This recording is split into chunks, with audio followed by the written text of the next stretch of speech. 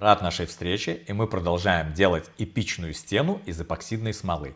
И сегодня мы будем заниматься центром этой стены. Если кто-то не видел первых две серии, то ссылки на них я оставлю в описании. Наверняка у вас возник закономерный вопрос. Зачем же я фрезеровал эти углубления в фанере, если можно было просто взять тонкую фанеру, а по краям приклеить бортики? Ответ здесь простой. Изначально у нас была другая идея, и здесь должна была быть мозаика. Но потом мы подумали, что это слишком просто, и решили применить другую идею. И я поленился переделывать детали и решил просто выфрезеровать вот эту глубину.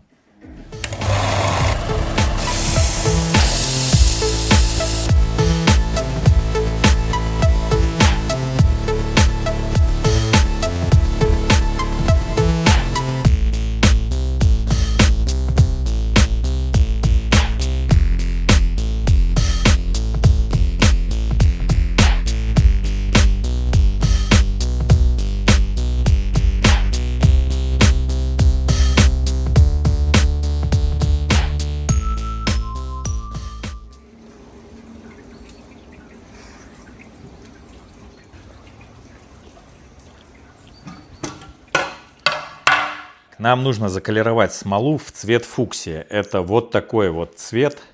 И нам нужно сделать ее не прозрачной, а такой вот матовой. И прежде чем мы начнем колеровать в цвет фуксия, нам нужно сделать эту смолу белой сначала. Так как у меня нет белого колера, я добавлю в смолу жидкий акрил от этого же производителя, как и смола. Жидкий акрил, он такого белого цвета, и он сделает смолу нашу белой. Вот она спокойно разбавляется и будет белая. Этот жидкий акрил, он предназначен для реставрации ванн. Там и на ваннах эмаль скалывается, вот этим составом ремонтируется. Теперь мы будем добавлять немного красного красителя и немного синего, для того, чтобы получить именно вот этот оттенок фуксия. По чуть-чуть, маленькими дозами мешаем и смотрим потом. Очень мощный концентрат колера у этого производителя. И я даже, скорее всего, наверное, переборщил. Но еще будем отвердитель заливать, поэтому, может, станет светлее. Что у нас здесь? Значит, смотри, я намешал вот такой цвет. Прекрасно. Совсем не тот, который был нужен изначально. Подожди. Подожди. Мы хотели добиться вот такого вот цвета, правильно? Но это ультра цвет. Ну, это цвет фуксии, а вот это розовый цвет. Понимаешь? Подожди. Вот цвет, который ты одобрила. Так вот, я говорю, что это не тот цвет, который мы хотели изначально, но мы оставим этот цвет, потому что мы пойдем по легкому пути. Розовый с зеленым тоже будет смотреться неплохо. Это хорошее сочетание. Но хотелось бы, конечно, тот, но что поделаешь.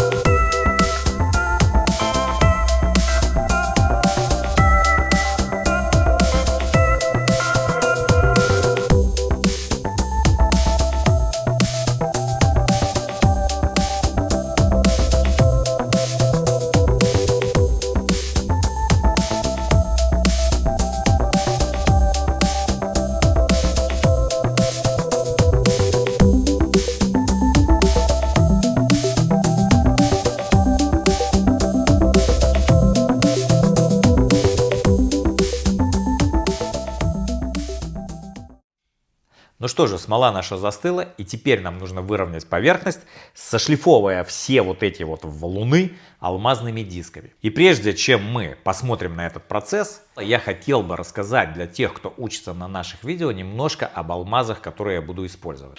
Для начала, чтобы снять основную массу камней, я использую вот такой алмазный диск.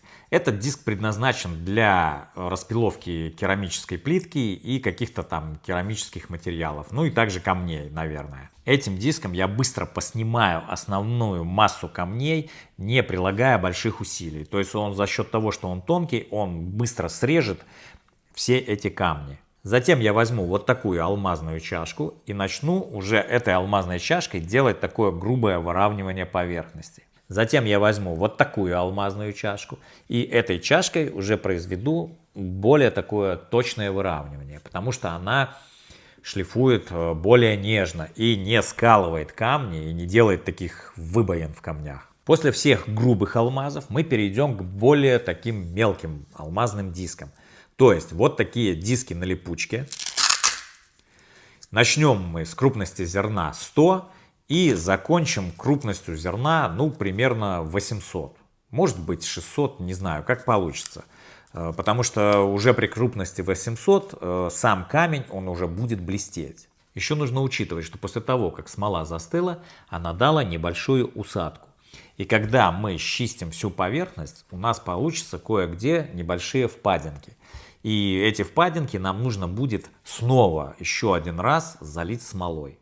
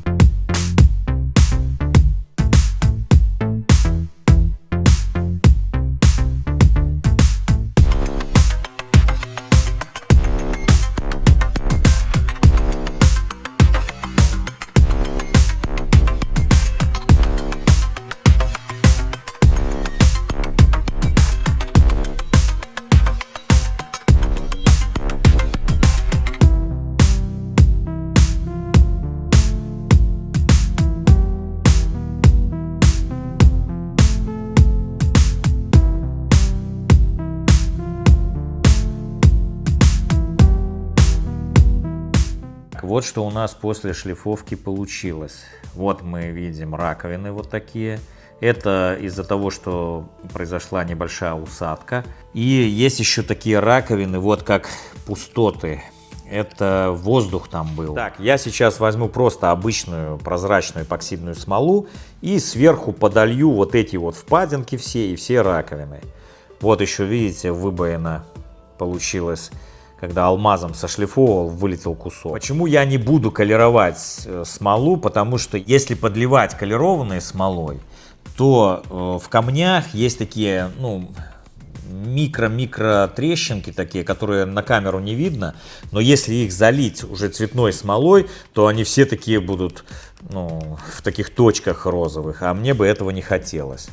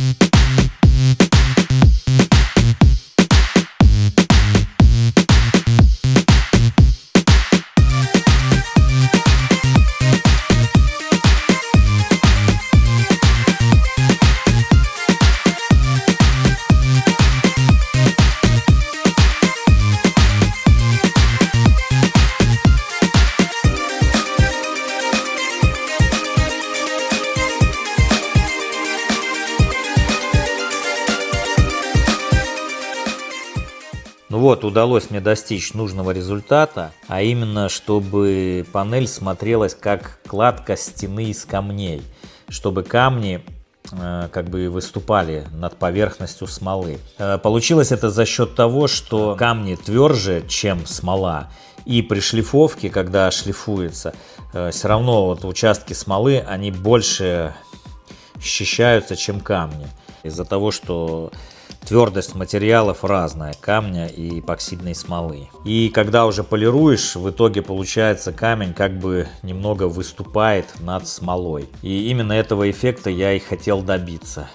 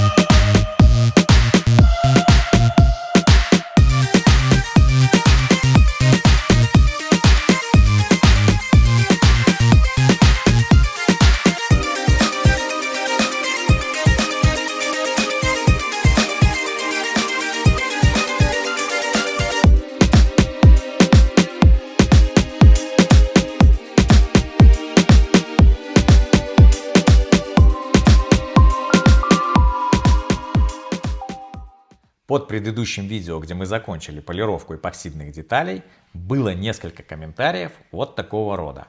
Цитирую. Без претензий, но мы – это как-то перебор. Что-то видно, что при проведении всех работ только ты.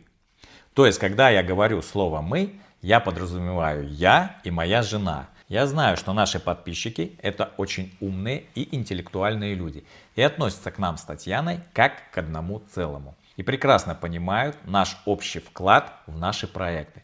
И за это им огромное спасибо. Но подобные комментарии нам все-таки пишут, и я решил обозначить свою позицию в этом вопросе. Каждое видео, над которым мы работаем, это проект, или если можно даже так сказать, продукт, который состоит из таких факторов, как оригинальная идея, воплощение этой идеи, оформление этой идеи в формате видео, продвижение и в конечном итоге премьера на нашем канале. Что такое оригинальная идея? Это то, чего еще никто не делал и не видел.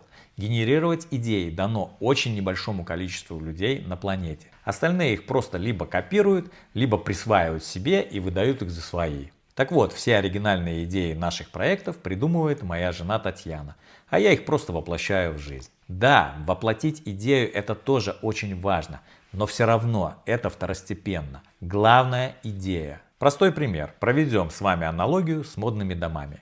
Чье имя носит коллекция? Тот, кто ее придумал, или тот, кто ее сшил на машинке?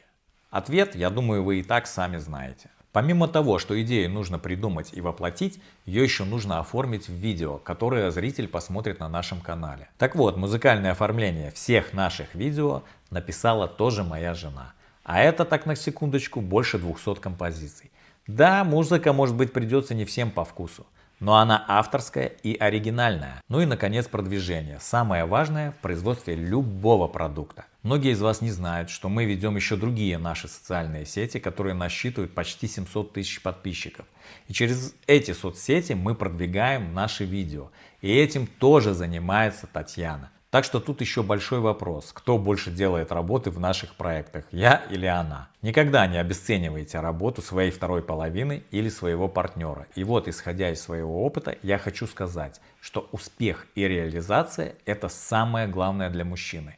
И для того, чтобы мужчине реализоваться и преуспеть в жизни, ему нужно научиться уважать женщину, относиться к ней как к равному партнеру и всегда прислушиваться к ее мнению. Поверьте моему опыту, вы и глазом моргнуть не успеете, как у вас будет все то, о чем вы даже мечтать не могли.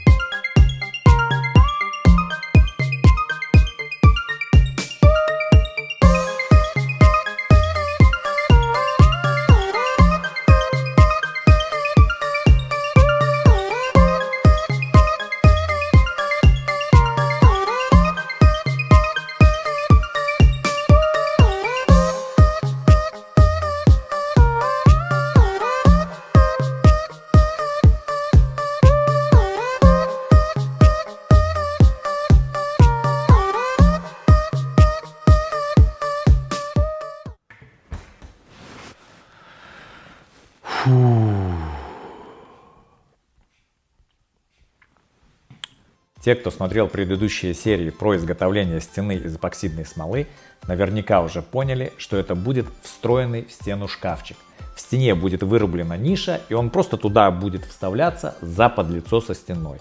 А дальше мы уже будем обкладывать его остальными эпоксидными панелями. Наверняка вы уже забыли, как выглядит наша эпоксидная стена, и поэтому я сейчас положу этот шкаф горизонтально и выложу вокруг него все эпоксидные детали, чтобы мы могли посмотреть, как выглядит конечный результат. Вот из-за этих треугольников мы задержали выпуск видео практически на месяц.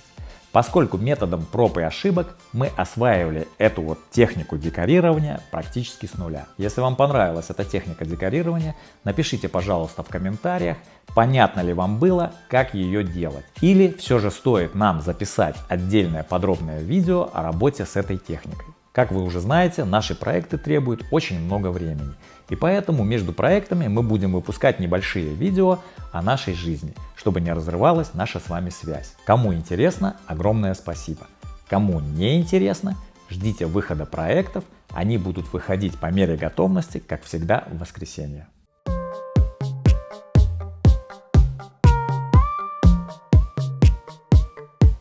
Да, выглядит как ювелирное украшение, как будто бы это огромный перстень. Напомню, те, кто не видел предыдущие 2 серии, как делались вот эти панели из эпоксидной смолы, ссылки я оставлю в описании и в подсказках вот здесь.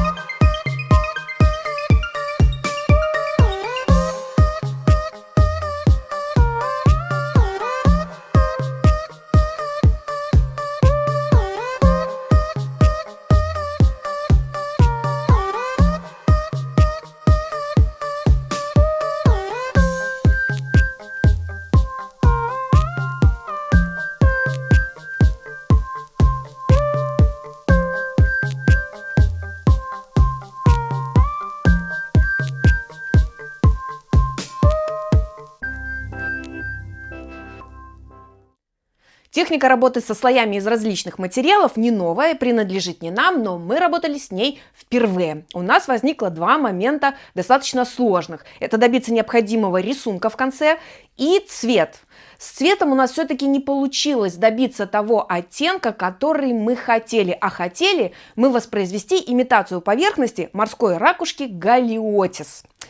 Как нам сейчас кажется, мы допустили следующую ошибку. Мы работали с пигментами с эффектом хамелеон, а надо было работать с чистыми цветами. Но мы приобрели бесценный опыт и в дальнейшем обязательно еще вернемся к этой технологии. Стена готова, а мы уже нет, потому что проект получился очень большим и долгим. Поэтому мы сейчас вернемся к нашему привычному формату в виде светильников, столиков, для того, чтобы потом с новым вдохновением и с новыми силами приступить к следующему этапу ремонта в нашей туалетной комнате, ведь мы хотели создать там совершенно непривычное, необычное для восприятия пространство.